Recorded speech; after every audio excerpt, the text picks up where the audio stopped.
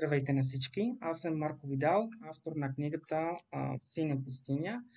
Ам, Искам да благодаря на всички присъстващи на представянето на моята втора стихосбирка и също така искам да благодаря на Фондация Емили за това, че организираха тези дните на Фондация Емили в Бургас и на всички партньори. Разбира се, искам да благодаря лично на Таня Николова, издателя, и на Ваня Вълкова за чудесното оформление, дизайн, не само на корицата, а също така и на илюстрациите, които може да намерите вътре в книгата. Някои от тях са нейни рисунки, дизайни, други пък са направени в базата на едни фотографии, които направи една моя приятелка. Сега Мириам по време на нашето пътуване, или по-скоро пътувания из Узбекистан. А сега ще ви разкажа малко за това как възникна идеята да направя тази втора стихосбирка. През 2021 година се озовах в Узбекистан. Аз до тогава не знаех нищо за тази страна. Аз, между другото, преди това, от 2016 до 2019, до края на 2019 живеех в София. Точно преди пандемията се върнах в Испания и разбира се, нямах работа.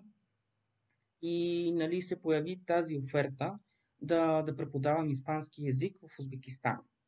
Приех офертата и се опутихме там и се озовах в тази страна, където от първия момент, от първия ден изпитвах непрекъснато културни шокове и се сблъсквах с една много различна реалност. Сега да ви дам няколко примера за тези културни шокове, които непрекъснато преживявах там. Нали, като човек се мести в нова страна, трябва малко да понаучи езика. И така първата дума, която обикновено научаваме на нов език е здравейте, втората е благодаря. Но в случай третата дума, която научих на узбекски език, беше харам. Харам, това е арабски термин, който означава непозволено. Тоест, неща, които не са позволени според правилата на ислямската религия. Въпреки това, че хората там са изключително гостоприемни, аз започнах да усещам, че някак хората ме осъждат. За това, че имам, например, обица, или че имам такава прическа, или че нося такива дрехи, или потник в жегата, или къси панталони, или за това, че не съм женен и нямам вече 4 деца.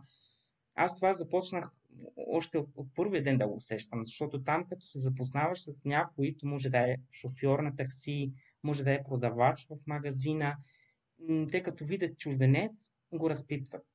И като видят, нали, тези разлики, те започват да те съдят, да те осъждат. И това нещо ме впечатли много и така започнах да си давам сметка, нали, колко са различни нашите култури. Освен тези забавни случки, за които току-що споменах, има едно събитие, има нещо, което се случи по време на моя престой там, и че се влюбих в местен човек, който днес ми е съпруг.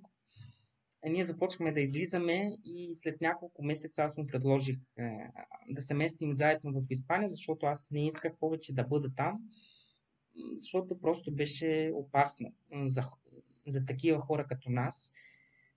Там, например, е незаконно, т.е.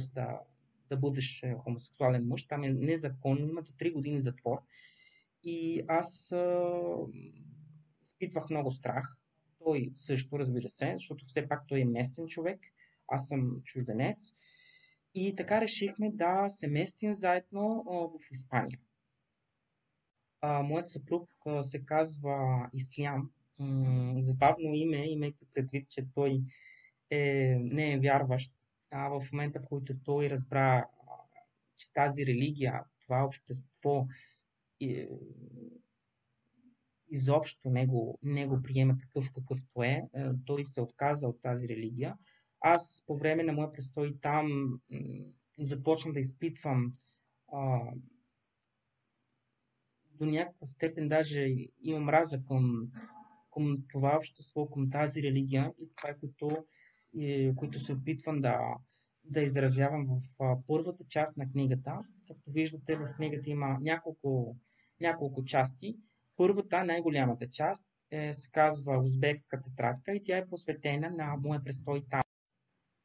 Читателите ще открият, че в тази книга има двама главни героя, но двамата се казват по един и същи начин ислям. Това е така, защото от една страна самата книга е посветена на моят съпруг ислям и много стихотворения, голяма част от тях са посветени или са повлияни от моите преживявания в едно мусулманско общество. Моите преживявания като западен човек, като хомосексуален мъж, като човек с абсолютно различен менталитет. Другото, което ще откриете в книгата е, че има и малко присъствие на България. В моята първа книга „Едно мъжко момиче“ България заема централно място, даже самата книга е посветена на София, на града. Обаче в тази втора книга, макар главният герой да е исляма, както споменах, има леко присъствие на София, на България, има също и някакво присъствие, по-голямо обаче, на Латвия, защото през последната учебна година живях там, преподавах там испански език и така, аз често ми се е налагало да сменям градове, апартаменти, страни, култури, езици и това е нещо, което е често срещано в моя живот и следователно и в моите текстове. И така сега искам малко да ви чета. В книгата ще намерите по-прилични неща и по-неприлични неща. Искам само да кажа, че за мен няма такава бариера, няма такава разлика между интимното, социалното. За мен всичко е свързано и няма нищо срамно в това да назоваваме нещата такива, каквито са, билите сексуални органи, псовни, няма значение. За мен разговорният език е част от езика и няма от какво да се срамуваме. И така ще започна с някои по-прилично стихотворение. То всъщност е първото стихотворение и се казва Залез в Бухара. Залез в Бухара. Цялото великолепие на един минал свят лежи под краката ни. Ти гледаш към хоризонта. Аз пък понечвам да хвана ръката ти. Знам, че не може и ми отказваш жеста. Камилите плачат.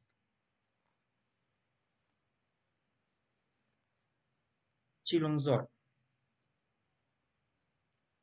До магазините за 1 лев, между сервизите за телефона пълни с тинейджери, на тротуара до бабите продаващи лепьошки и младите домакини търсещи офъртата на деня, сред продаващите малки дреболи, седнали на земята, чакам аз своя човек в този облачен ден, до локвата на счупения тротуар.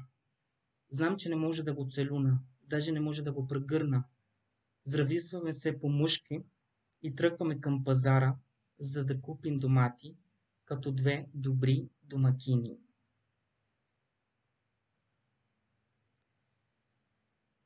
Узбекска приказка. Искам да запиша магистратура в чужбина, ми каза от днес една добра студентка. Втория семестър я нямаше. Бяха я омъжили за първия срещнат. И така, благодаря на всички присъстващи за това, че ми изслушахте. Надявам се да ви хареса книгата, да се потопите в стиховете, без предразсъдъци, просто да забравите за всичко, което мислите за света, за религията, за каквото и да е, просто да се потопите в тези стихове и да усетите това, което аз се опитвам да изразявам. Благодаря.